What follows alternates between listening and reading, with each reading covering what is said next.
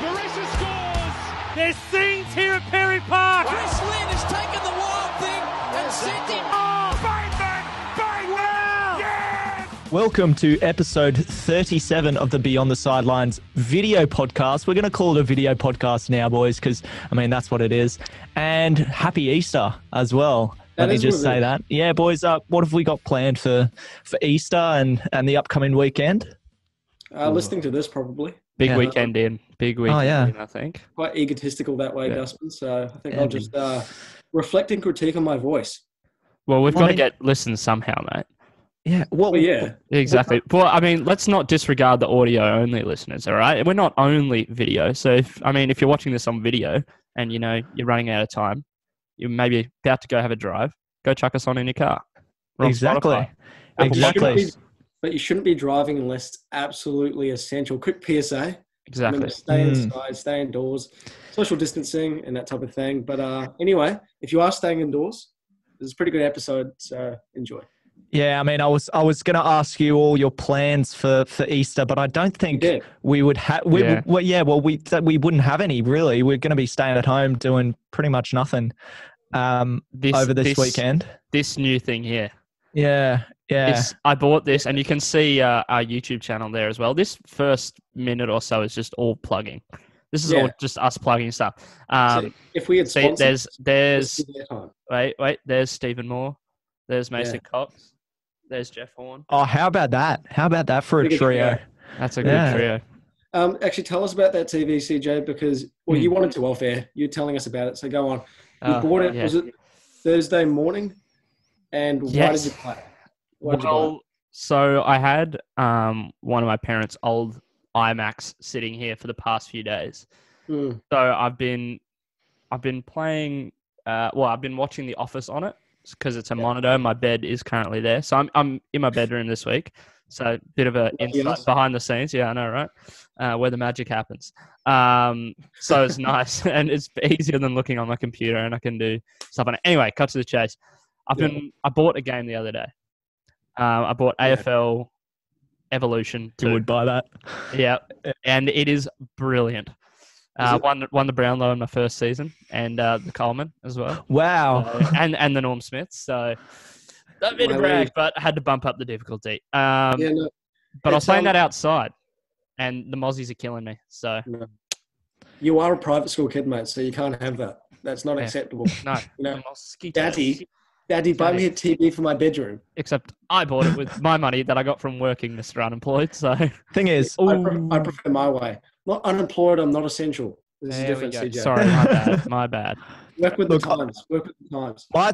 My thing is, I can't be trusted with a TV in my room. That's my problem. I just I can't get anything done. I'd just be watching TV all day. I don't know how you handle it, Campbell. I guess, actually, no, you are watching TV all day. You're watching The Office just non-stop. Yeah, I've watched The Office. I'm in my second viewing this isolation. So that's pretty impressive. I'm not going to lie to you. That is, yeah. There's 9 seasons. There's 9 seasons. There is. And I'm up to season 5. About 20 episodes a season, roughly. 20 30-minute episodes. Mm-hmm. Mate, that's a fair chunk of your life you're not getting back. So take a bow. I'd rather. What do they say? Like, I wouldn't want to spend it any other way. There we go. Yeah. See, for you listeners and watchers, this is what success looks like. Hard work, dedication, honing your craft, never giving up despite adversity, and take a bow, CJ. Take a bow, because you epitomise everything Gus wants to be and more. Oh, he wishes. He wishes he could be me. Mate, I just think you're watching so much Office because there is literally nothing else to do. There's no sport on. You had to cancel your KO. That was it was like our KO. A nightmare. But yeah, I dropped off because I predicted that something like this would happen, and I was like, you know what? The prophecy came true. Because we can't. I think we've spoken about this for about 3 weeks now. This custody battle between you two and your kid that is KO. We can't have it again. We need new, fresh content, and that's what this interview is. I've just lost my love for KO. So you're going to be its sole custody. Is that how it works? Guys, this is bringing up flashbacks from my childhood. Let's move on. I go to the store to get a packet of cigarettes and I never come back. That's pretty much how it rolls. Oh my God. Anyway, changing the subject as quickly as you possibly can. Gusman, this week, episode 37, which, might I just say, we're getting pretty close to 52. Stop. 1 year. Don't jinx it. Don't jinx it, mate. But Gusman, lead us into this interview, pal, with a pretty handy touch rugby league player. He's pretty good, isn't he? Cowboys superstar. Let's call him a superstar. Justin Cridland. He also plays with the UQ Rebels as well. Hands down, that's your favourite word. Every time you do descriptions or you introduce someone on the podcast itself, they're always a superstar. Yeah, because in my eyes, they all are. And we only interview superstars of sports. So Justin Cridland's another great example. And he had plenty of great things to say in the interview section, which you can check out now. And it's video as well. So you get to see Justin's face as well as all of our beautiful faces. So enjoy it. We are joined this week by North Queensland Cowboys and UQ Rebels touch footy star Justin Cridland. How are you, mate? Not too bad. Good to be here. Yeah, that's good. Now, mate, we've been in sort of isolation across Australia for the past couple of weeks. How's it treated you? How are you coping? Oh, it's been pretty tough. Just not being able to play touch footy week in, week out, it's pretty tricky. Just like even the social side of it, going down and catching up with the boys, you don't realise how much you miss it. But still being able to train is still good, but just with one other bloke. But yeah, just mainly missing footy and the social side of seeing the boys and everyone that's involved with it. Well, I mean, what have you been doing to, I guess, keep yourself entertained over these last few weeks? I've been all right because I've still had placement for my uni for my physio, and that only finished up the last week, and I'm on a bit of a break block at the moment for 5 weeks, so I've been pretty occupied with that.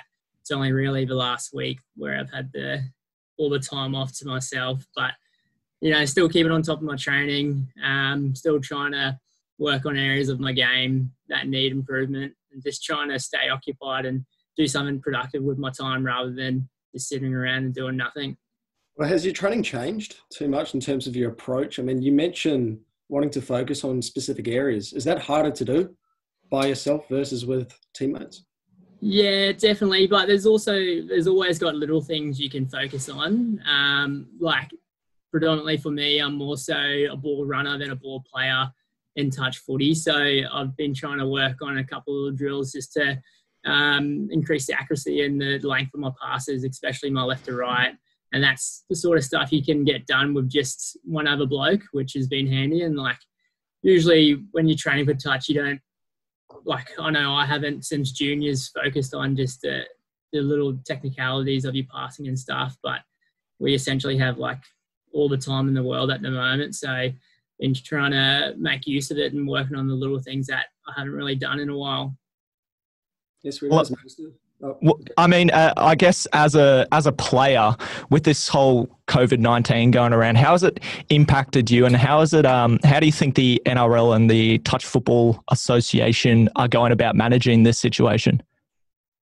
So I think with like the NRL Touch Premiership, they're kind of dependent on what the NRL does, and I think the NRL has been doing the right thing so far by having a break, and I think they're also already discussing about trying to restart it again. But I really think, I think I saw someone mention it, that when the season resumes, it's gonna, the good trainers and the bad trainers are definitely going to be caught out, because I know a lot of these players have someone there the whole time telling them to do something, but now they're in isolation. The whole ownership is on themselves to keep up with their fitness, up with their training. So I think come back round one for the footy, as well as when we get back into touch. Some of those players that haven't been working as hard will definitely get caught out, I reckon. But do you think sorry, mate. Do you think your competition as a whole, the NRL or Touch Premiership, do you think that's under threat at all? I mean, with the NRL, they're going to make cuts and that type of thing. So is the Touch Premiership possibly at risk of being cut? Yeah, I think it may be. We haven't really been given too much information, but I know with the NRL are talking about how they're struggling with money as it is. It's going to be hard to justify spending that money on the NRL touch if they're struggling themselves. But yeah, only time will tell in the future to see how it goes. Hopefully it can go ahead because it did have quite good success 2 years ago and the year previously, and it was kind of on an upward trend. It'll be unfortunate to see any troubles with it, but this is the situation we're in, and we'll just have to deal with it. Yeah, no doubt. And what value do you think the touch association, the touch competition really brings to the NRL? There's been a lot of good products in the NRL that have come from the touch football system. A couple in the name are Benji Marshall, Sean Johnson, Callum Ponga. And then now with the inclusion of the women's competition, it's got a lot of names such as Taryn Aiken and people like that. So I think there is a lot of skills that are transferable from touch footy to rugby league. And with the how kind of the sport is progressing, especially around contact and concussion and stuff like that, I know a lot of the junior competitions, a lot of their rules have changed, and a lot of the parents are a lot more cautious with exposing their children to contact sports. So I think touch football is a good alternative that they can play, which is still similar to rugby league. And then once they get to a certain age, they can cross over as well while still having a lot of those skills. I mean, you mentioned a few of those players, Callum Ponga, Sean Johnson, even I believe Ryan Pappenhausen's another one who's played touch. Does that give you a lot of hope as a touch footy player that you can make it in the NRL? Yeah, I actually played touch footy with Kaylin and Ryan growing up, so it was good to see them make their debuts the last couple of years and go very well. I also grew up playing rugby league as well and only stopped a couple of years back. It is quite promising, and I think a lot of other juniors see that pathway and see that if they have the skills in touch football, they can also transfer it to that. So I believe, yeah, it is promising, yeah. And mate, let's talk about you, I guess, going back a bit. How did you first get into touch rugby league as a kid? I got into touch footy when I was pretty young, would have been around 6 or so, mostly because my two older brothers played, and I remember always going down and watching them play, as well as my dad and my mum. It was a bit of a family affair. But I remember I would have been around 6 or so, and then there was some mates from school that started up a team, and they asked me if I wanted to play, and yeah, played at my first game around 6 years old and haven't looked back since. Yeah. And what's the development like for a youngster compared to back then to now? Is it better now, do you think? Yeah, I think so. Like, I've been invited down to a couple of the junior development camps for the Cowboys, as well as the youth stuff for the Aussies, and looking at some of the stuff that they're doing at like an under 12s, under 14s, under 16s, is stuff that we only learned when we were like 20 years old. So the game is always evolving, and that's not just at the top level, it's also at the juniors as well. So looking at some of the skills that they're doing at 12 years old and some of the moves they're running, like, we weren't doing that when we were that age. So it's promising to see the young fellas coming up and how the game is on an upward trend, especially at the junior level. And why touch football, mate, versus, I guess, contact sports like rugby league? Or is there a particular reason other than your family why the touch aspect interested you? So as I said earlier, I grew up playing rugby league as well. So it was kind of, I played touch footy on Monday nights and Wednesdays, and I played league on the weekends. And then there was times when I was growing up where I was kind of more so focusing on my rugby league, and it wasn't until around when I turned 20 and I played 20s for North Devils here in Brisbane. I moved up from Gladstone for that. It was kind of after I finished that I kind of found that I probably would have a better crack in touch footy than rugby league, even though I still love rugby league, still love watching it.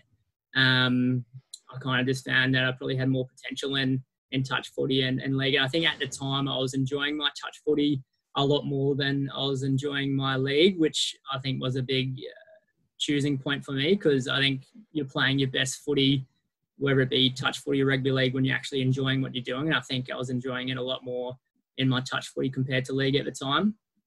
Now, you play with the North Queensland Cowboys, of course, in the NRL Touch Premiership. What's it like to play for, a professional side, I guess, and play before the North Queensland Cowboys go on and all that sort of stuff? What's that like for you? Yeah, it's amazing. Like being a youngster, watching like the NRL, watching the Cowboys and Broncos playing, you always dream of playing on those big stadiums such as Suncorp and even Dairy Farmers as well, or 1300. And just it was something that you played touch football growing up, you're not really exposed to. So just having that whole feeling of the professional environment, like the professional setup, going and playing at the big stadiums is really special and something that I really enjoyed. Yeah, absolutely, mate. But how should the sport attract more fans to the Touch Premiership games? Because they are at the moment just a curtain raiser, but we want to see more people at those games. So how do we go about that? Yeah, that's a tricky one. I don't know if I'm the one that can answer that, but I think touch football is quite a unique sport that it has an advantage over a lot of other sports, how it has such a wide variety of people that can play. Like you can play the sport since you were 5 years old all the way up until like over 60s. At NTLs, I think they have like an over 60s division, which is insane. And then you can obviously play mixed, so you can play with boys and girls, and you can play mixed at a high level as well. So I think it's one of the only sports where you could play over 35s mixed. So I think that's an advantage that it has over a lot of other sports, is that it can be applied to a wide variety of people. So it doesn't just have a set demographic. And I think they've been trying to tap into that with the women's and trying to get the NRL touch football women's and streamlining that into the women's rugby league as well. But I think they just need to do what they're already continuing to do and just kind of advertise it to everyone as it's a game that everyone can play. But yeah, getting it to that next level, I'm not too sure, because it definitely isn't like it's just a curtain raiser for the NRL at the moment. But to get it to that next level, I'm not too sure. Sorry. Well, where would you like it to be in, let's say, the next 5-10 years? Well, I would love it to be a sport. I've grown up playing the sport, and it's a out-of-pocket sport, so having to pay for all the carnivals and all the competitions and stuff. It would be great to get paid to play. So that's something that I would love to see the sport within 5 years, continuing the NRL Touch Premiership, and to find it to get a bit of a following, to be able to get to that point where the athletes can actually get paid, because some of the athletes that are playing touch football at the top level are like so skillful and very fit and at the top of their game, but just aren't getting recognised as much as other sports do, just because of the exposure. Yeah, and it's but mate, do you think touch football ultimately wants to get to that elite level, or at the moment do you think the NRL as a governing body kind of just see it as a pathway program, as we touched on before? Yeah, and again, I don't think I'm the one to answer this. I know when we're at the high performance camps for Touch Football Australia, they usually have a couple of chats like this to the high performance team. They talk about kind of the direction they want to go, and the direction they want to go is to get it up as one of those top level sports. But how the NRL sees it, I'm not too sure. I think they kind of see it as a way, with the merger between Touch Football Australia and NRL, you can it comes under the same banner. So it allows NRL to say that they've got the highest participation rates in Australia, because they've got touch football under their banner as well. So I know we've had the merger for a couple of years now, where touch football is kind of only starting to reap the benefits in the last 2 years, whereas mostly it was NRL just using that title of biggest participation rates in Australia. So I'm not too sure if Touch Football Australia and NRL have differing views there. But then again, I'm not that high up to kind of know the ins and outs of it. It's all good. It's all good. We're just asking for opinions here. It's no dramas. But mate, building on from that, playing for Australia, what's that like? You've done it a few times now. How special is that? Yeah, it's awesome. I remember the first time I got the call up to play for Australia was 18 boys, and I was quite surprised that I made the team. Like, it always seems like playing for Australia is just like that top level, the best players in Australia, and to finally be recognised as one of the top 14 players in Australia is quite special. And then to be able to do it at the Opens level again is kind of another step, because that's the best of the best. Every time I step into that field for Australia, like, I know it could be my last, so I always take every game and put every effort in to put my best foot forward. But yeah, definitely a special thing that I still is really important for me every single game. Well, did you find it daunting at all, or was it just like any other game of touch footy? Yeah, like any game, like when you wait in the locker rooms, the dressing sheds, it's kind of the worst feeling. Like, you kind of just want to get out there and play. But yeah, every warm up, all that time in the dressing room before the game, it is quite daunting. Because you don't want to let your boys down, you don't want to let your country down, and you know that a lot of people are watching, and your mum and dad and your family made a lot of sacrifices to get you there. But as soon as that siren goes and you tap the ball, it kind of, you just get tunnel vision. You play footy, and it kind of all goes away.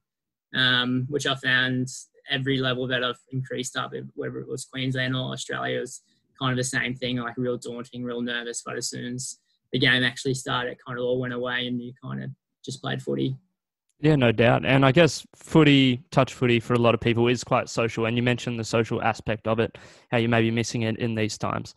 Something where I guess competitive and social meet, UQ Rebels touch. What's that like for you, especially? Yeah, it's good. So UQ Rebels touch kind of has a couple of banners. So we got the UQ Rebels Touch Football Club, which plays on the Friday night comp, the Metro Cup comp, which is at the end of the year, and that's the main comp in the Southeast Queensland region, like the highest level. And we have that's our Metro Cup team.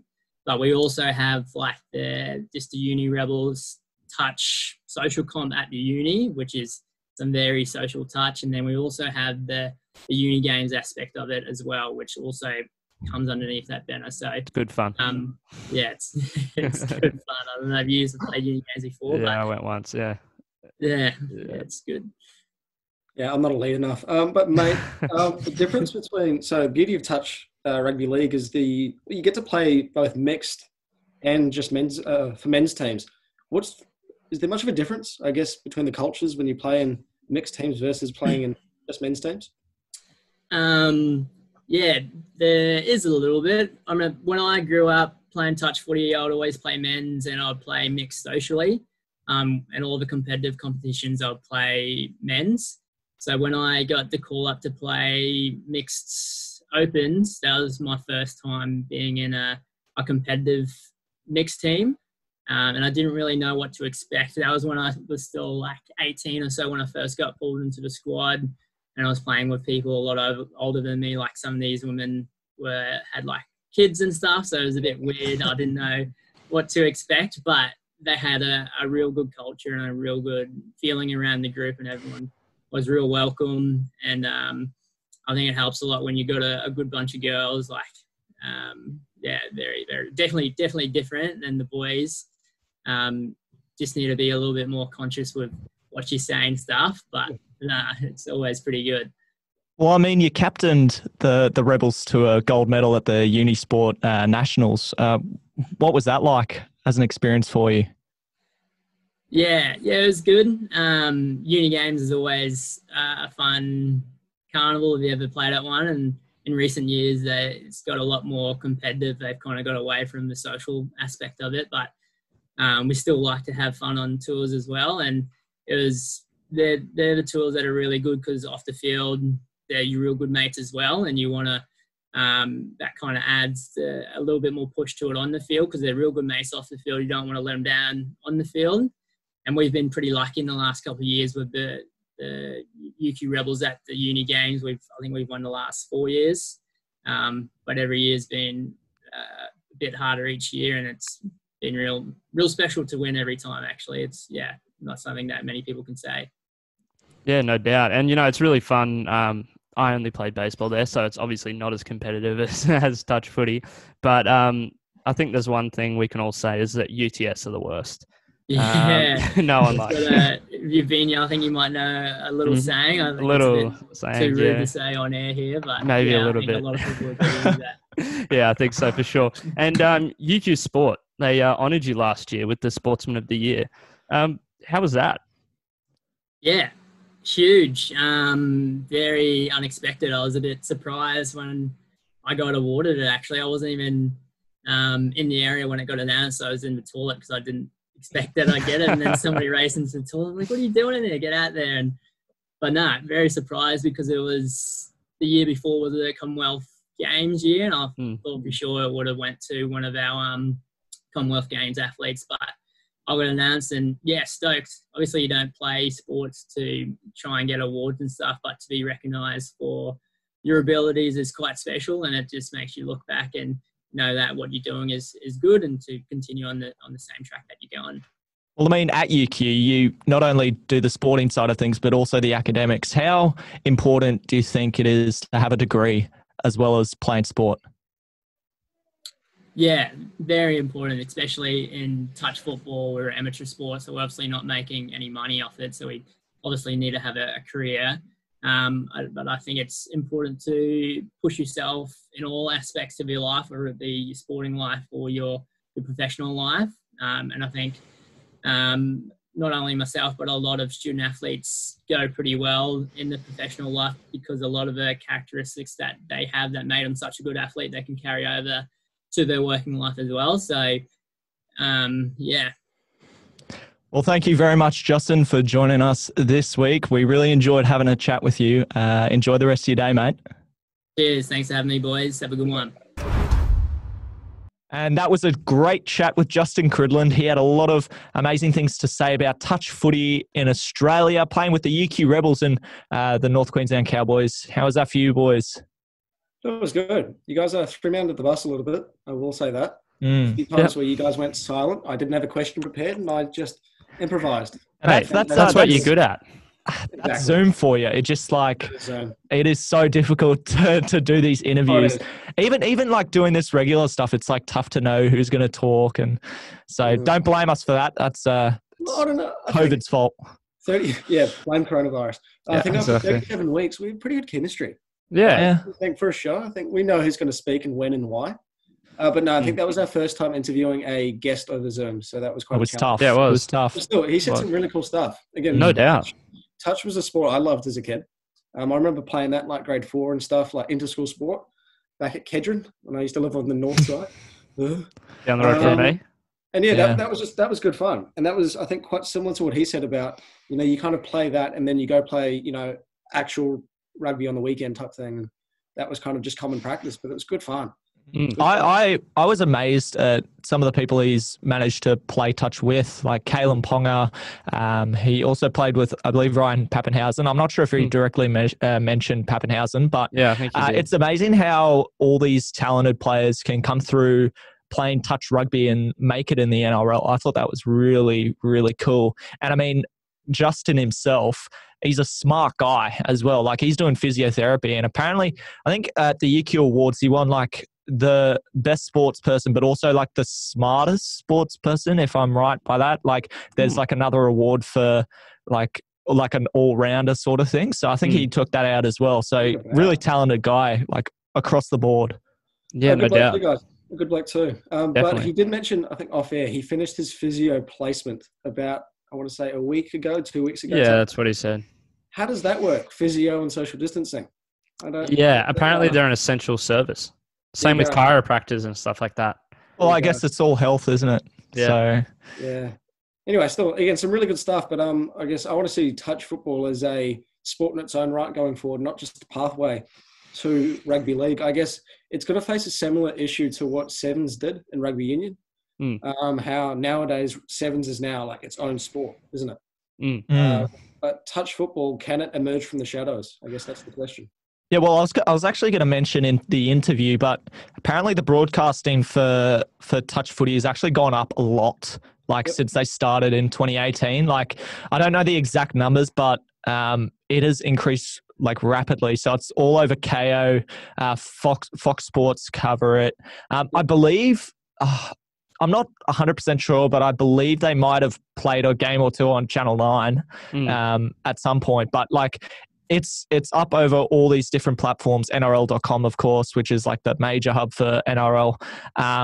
So it's amazing how this competition has, I guess, progressed from not really existing before 2018 to now being like a full-on, like, amazing competition. It's pretty good to see. No doubt. It's filmed by Double Take as well. Yeah. Just so you know. Okay. Yeah. So, God, you love Double Take. You work for Double good Take. company. No, it's Australia's. I forgot to mention this too. Something I read thanks to Google too. Australia's largest social sport in terms of popularity. Wow. That doesn't surprise me, actually. No, it doesn't surprise me at all. But again, it's about, is that what it's comfortable being, or does it want to take that next step and, like I said, emerge from the shadows? But still, time will tell. As for now, talk about, I guess, in a way, let's talk about rugby league. Let's expand on it. Talk about the contact sport of it, and that's in the news at the moment. Yes, few sports that are, thanks to COVID-19, but there's talks that rugby league is back, Gusman, or it will be soon. Yeah, it's exciting. But I mean, we see this pretty much every week now with rugby league. They're offering up new ideas to get the season started. So I'm still not really 100% sold that it'll start on May 28th. They've said a date, May 28th, which is very soon. Well, God, it's like a month. It's crazy. I mean, I think it's the percentage of cases of COVID-19's gone down. So we're flattening the curve in Australia, which is really good to see. So they've the NRL, of course, are looking at that and going, well, we can get the season started again if the cases are going down. But yeah, like, I'd love to see the rugby league on, but I don't think it'll start on May 28th. I think that there's going to be something that stops them, whether it's Channel 9 going, we're not happy about that. We don't get enough games on, blah, blah, blah. Yeah, I just think something's going to stop it from going ahead on May 28th. Well, what are your thoughts on this, CJ? Because I think, as Gusman mentioned, it's such a fluid situation at the moment. But also, as Gusman mentioned, rugby league, for some reason, seems to have this compulsive urge to be the sport that leads the return. To the Australian sporting circle. So as a footy fan, as an AFL fan whose sport is still very much up in the air about if it returns at all for this season, what do you think of this decision for the NRL to return?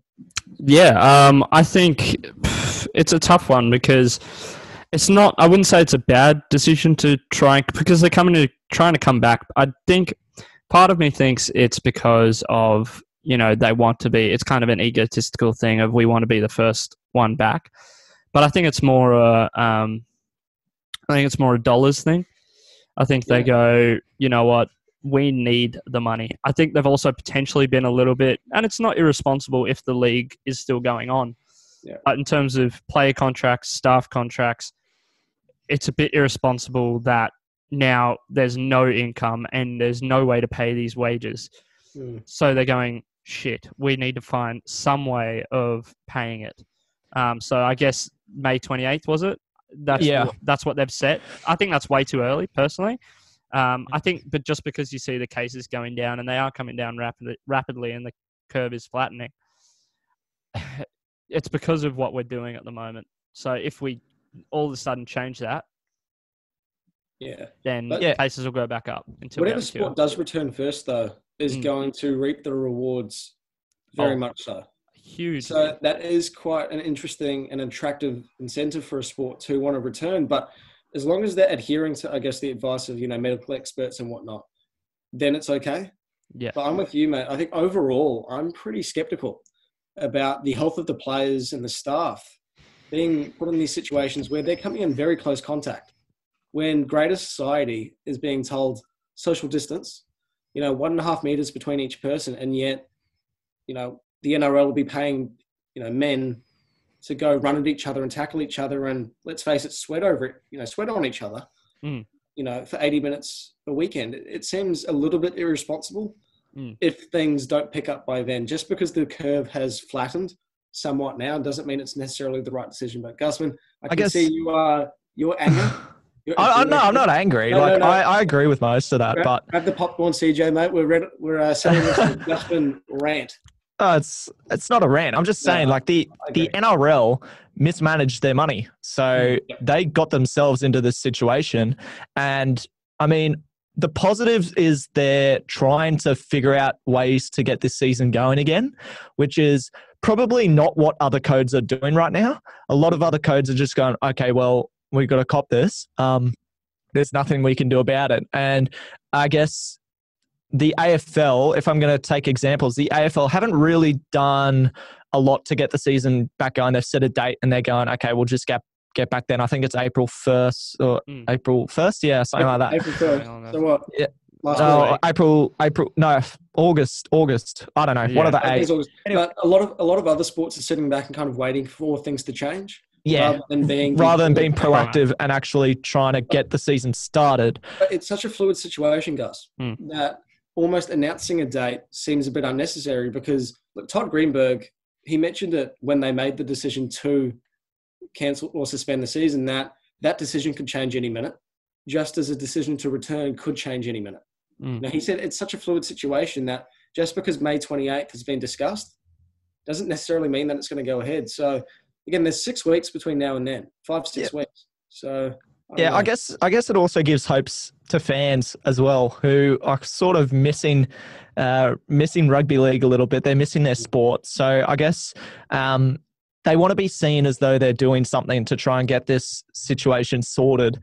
And I mean, whether it's crazy ideas about playing everyone on an island. I actually saw one about them taking sides to Tangalooma and playing out of Tangalooma. I was like, that's ridiculous. I've been to Tangalooma and it's a shithole.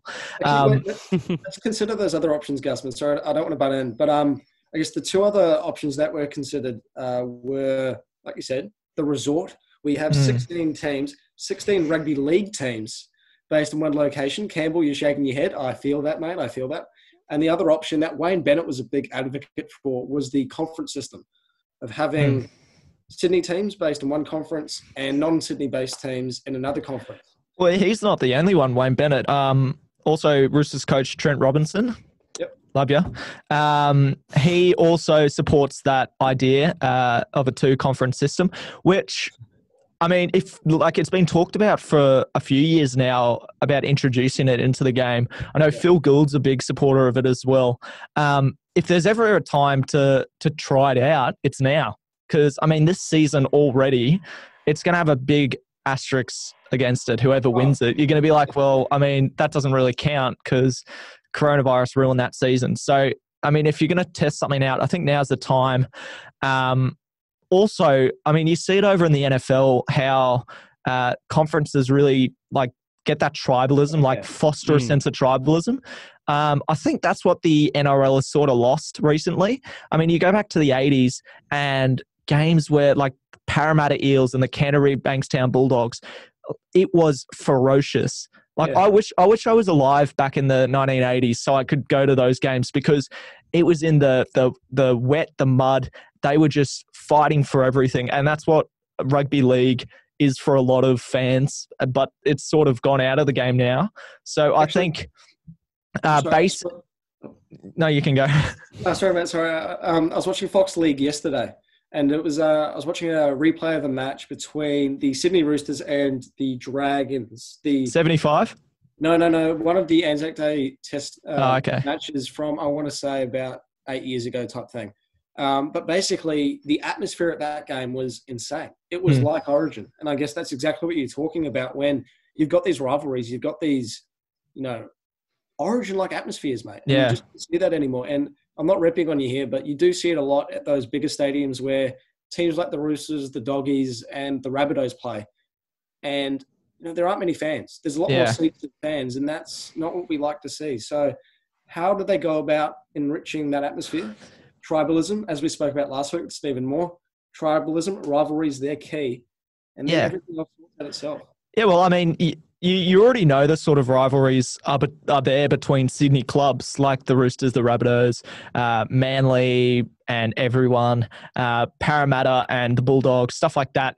And then you've got Queensland and you got the sides up north, North Queensland and the Broncos. There's always a big rivalry there. The Gold Coast even in Brisbane. So splitting these two conferences up into a Sydney conference and an everyone else conference, I actually think it's quite a good idea. I think people would enjoy it. It might take a little bit of time to warm to it because people are used to the competition being in a certain way. But I definitely think it would be a good idea. It's just about another sort of side to it is you don't want it to be unfair on some sides, because if I'm going to be honest, the Sydney conference would be a lot stronger than everyone else. And it's a little bit unfair if you've got like a Rabbitohs side, which is like full of talent, and they're missing out on the finals when like a Cowboys side, which might be all right, they get in because, I mean, there's not much competition. They got to play the Titans and the Warriors and sorry, Finn, but I mean, the Warriors are, but like it'll just be a bit unfair on some sides that actually probably deserve to be there a bit more. Consider travel too as well, mate. Yeah, exactly. Games, you know, they get on a bus for, actually Sydney traffic's pretty bad. They take the plane, mate. You'd be flying. Yeah, exactly. I think the Warriors, they probably spend less time in the air than what the Roosters do getting on the coach from Penrith. But basically, I think that becomes a factor as well. When you've got, like you said, teams like the Cowboys travelling to Auckland and then travelling to Melbourne and then back up to Townsville, like that's a fair trek. But CJ, mate, you've seen it in the AFLW. It came in this year, didn't it? The two-conference system, and you saw the benefits of that. So do you think something similar could be adopted in the NRL? Yeah, I definitely think so. I think it could work. We also saw it in the ABL as well. They have a two-conference system. ABL. Yep. So they have a two-conference system, which I think works really well. You obviously see those teams where, you know, they may not be... obviously, teams get in on maybe less merit than other teams, but I guess that's just cricket at the end of the day. But it's cricket. That's just cricket. It's great saying. Yeah, it's the best. But in the AFLW, I think it really works. And I think it does create a sense of rivalry and stuff like that. I went to a Brisbane Lions versus, I want to say, GWS game at Hickey Park. Yeah, at Hickey Park. That was really awesome. And it was packed. Small ground. Because those games they mean so much, mate, don't they? Because it's the old English footballing term of 6-pointers. Yep. And pretty much every game becomes a 6-pointer, pretty much, or 4-pointer, depending on. Well, we saw but we saw that with the Bandits in the ABL. How those series, every series mattered.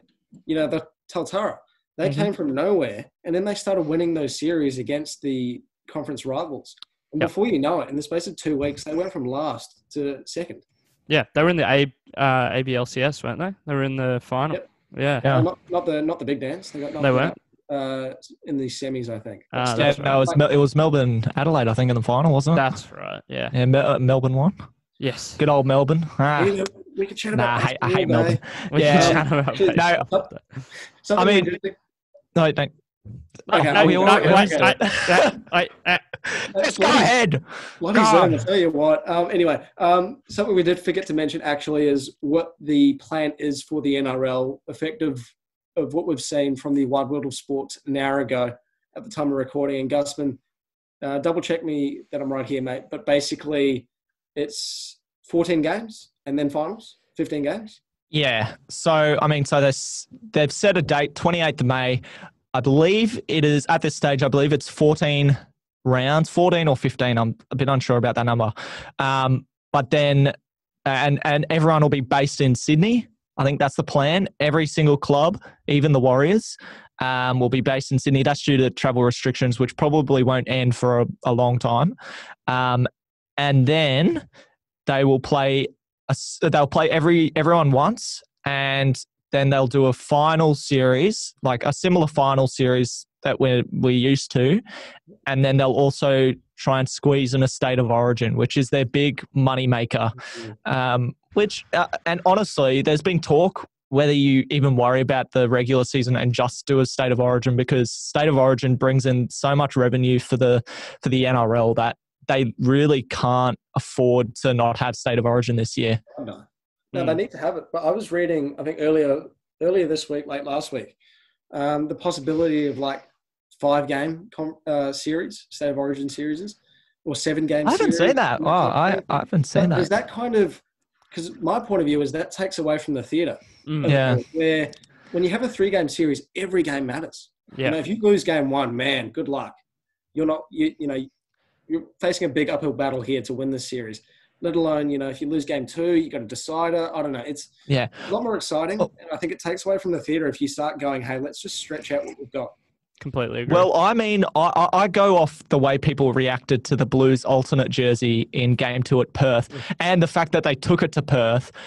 People reacted really badly to that. They were like, this is Queensland versus New South Wales, not Perth. Perth aren't involved. This is New South Wales and Queensland. The odd game in Melbourne, okay, like Queensland side is pretty much the Melbourne Storm. So it's like, it's not the end of the world there, but taking it to Perth and the Blues playing in a black jersey, like that was pretty much unheard of. And I think if you start expanding the Origin to 5 games, people will be going, look, you're sort of turning it into a bit of a gimmick now. You're just trying to get as much money out of it as you can. You don't really care about the deeper side of Origin, which is just this rivalry between New South Wales and Queensland. But you need to have a neutral venue, mate. And that's the thing. So I don't think the issue is taking Perth. But my issue with the Blues, if you want to touch on that quickly, is the fact that didn't they release 3 jerseys last year? Yeah. I don't know why. I don't get it. It didn't make sense. You don't need to. It's blue and brown. They're so different. You don't need alternate jerseys. The whole idea of an away jersey it doesn't make sense. No, it doesn't. It's so stupid. No. It's like the Wallabies. It's like for the Wallabies to walk out wearing green the next time they've ever rugby. It's it doesn't make sense. But can I just say this, and you might agree with me, but the Warriors, the amount of jerseys they put out every year, it's like they got a new one coming out every week. It's like, oh my God. I think they're releasing one next week, which doesn't really make sense because there's no COVID-19 jersey. I saw that. I saw an Anzac Day jersey. Oh God. Which is absolutely mind-boggling. It's crazy. But yeah, so I think the rule that the NRL need to stick by is don't stretch out Origin. Keep it to 3 games. You've got a prize that works. Exactly. Why change it? Why change it? That being said, I don't think you should compromise the NRL season. No, you should have to compromise the NRL season to fit in State of Origin. I think, as you said, Gus, State of Origin is that important. And the financial benefits for the NRL as a whole is so important that you need that competition. Yeah. But that could always, like Kevin Walters said it 2 weeks ago, play it on Christmas Day. Fans would go out and watch it. In fact, I reckon it'd be better if it was on Christmas Day. Yeah, I mean, they've considered pushing back the actual season itself to almost going into next year. They've thought of pretty much everything. Worst case scenario is you're cancelling the season. No one wants to see that. Fans don't want to see that because, I mean, that's why you watch rugby league for your club. Like, I don't watch rugby league because of Queensland in the State of Origin. Like, I really don't give a rat's. I mean, like, I care, but I care more about the Roosters. So I think, worst case scenario, you're getting rid of the regular season, but the NRL will be going, look, I don't care about the regular season. I care about Queensland, New South Wales, State of Origin, because that's where the money's coming in, and that's what I want. No, I 100% agree, mate. 100% agree. What were you doing there? I was like, am I looking at the right place? Waving at Campbell. Well, it's funny because you're actually beneath me. Am I? Wait, where am I going to be? I'm going to be positioned on the bottom, right? You're on my left. You're on my. Look to you. Here's a story. Look to your left, Gus. Okay. Well, we're gonna have to. Okay. Yeah, that was quite. We can do a Brady Bunch sort of thing. High five. Yeah. Yeah. Here's a story. Goddamn Brady. I don't know the theme song. Anyway, what were we talking about? NRL. The NRL. So actually, let's change codes quickly, Gusman. The AFL, CJ, they haven't really spoken about anything just yet, have they? No, I think they're mainly just trying to minimize the amount of people they have to lay off in this, because that is really the most important thing here, I'd say, like people keeping their jobs. I mean, there's obviously the football element of it too, but you need to keep people employed, and it's very tough. Well, that's what you have the most control over at the moment. Again, exactly. The danger of setting a date, because there is a very real possibility that gets taken away tomorrow or the day after or next week. You know, it's not. You've got no control over when you're coming back. That's what I don't understand from the NRL at this point, is they can't control when they come back. Simple as that. They're providing hope, mate, and I guess that's they're providing important. hope, yeah, but you can't control it. There's being realistic as well. But, You're not going to be able to control when 13 men are allowed to run into each other. Yeah. Just because you're the NRL. That's not going to happen. It's exactly going to be a government mandated thing. I think the bigger thing is they want to be seen as though they're doing something. So the fans want to see and go, okay, the NRL is actually trying to get back on. But I mean, also the NRL are doing it for themselves because they want the money. Like they don't want to go bankrupt. So actually, speaking about someone who wants money and someone who's trying to keep their dreams alive, have you guys seen during the week Dana White, the UFC president? He's trying to buy or rent, I don't know, an island, a private island, and to fly UFC fighters there to fight. My God, he would though. Because I think, basically it'd be no restrictions on who can come in and out, no border restrictions on the UFC island, and fighters can go there and sort out their business. Call it UFC Island. They're going to call it UFC Island. Yeah, that's reality TV at its finest. Oh, yeah. If that goes ahead, that'll be baffling. That'll be interesting. I'll watch it because there's no other sport on at the moment. But there's that. There's also over in the UK, EPL, they've had some issues over the last week or so. Jose and Spurs. Yeah. Yeah, I think we were going to talk about this earlier, but yeah, they broke the self-isolation or the social distancing, that's the one. They broke that rule, didn't they? Remember, in the UK, it's lockdown. Boris Johnson, the Prime Minister, is in intensive care. Yeah. That's crazy, isn't it? That's ridiculous. Country's not in the right way, but yeah, they were spotted at the park and Jose's there with his notepad and going, run this, I don't know. It's just Kyle Walker. He threw a it's very silly because these guys are seen as role models, and as a role model, you got to do the right thing. You can't just be going out to the park and training. I know a lot of clubs are using what we're using, Zoom or Skype or whatever, to do training sessions from home. Why do you need to go to a park to do this? Why can't you why can't you do this stuff at home? They've got to do things like running and whatnot. But there's also the Crusaders in New Zealand. They were interesting story there. 3 players met at a park by accident. Because they all live locally at the same park and they all just went there for training. So read into that what you will. Accidents. Yeah, I don't know. But basically... Funny seeing you here, mate. What's up, bro? Oh, you're here as well. There's 3 of us. There's the coach. Yeah. I like to think it was a mistake. But as you said, Gus, these guys are role models. Yeah. And they're the ones who, because of their followings on social media, they're posting, stay home, save lives, whatever. And then they just seem to break it. Hypocritical. Be a role model. Exactly. I don't know. I think it's baffling. But anyway. Oh, it looks like you're going to play Red Dead Redemption. I don't even have it in. I don't even have it in. It keeps popping up, and I keep going down here to turn it off.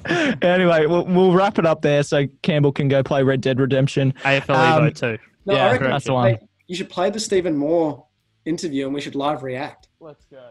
Wow, how about that? Of course, yeah. What Campbell's got behind him is all of our episodes up on YouTube, so you can go check them out. Look how crisp that looks. That intro, I love it. Wait. Face is covered. Waiting. Holding. Oh, there we are. Look at that. That doesn't make sense. Campbell, you're there, and then Wait a minute. Next to you. What? How am I in 2 places at once? It doesn't make sense. Anyway. Yeah, no, so you can check us out on YouTube, of course, at Beyond the Sidelines. Instagram is where we do most of our posting, so keep up to date there at _Beyond the Sidelines _ Facebook at Beyond the Sidelines, where we usually post all our visual stuff.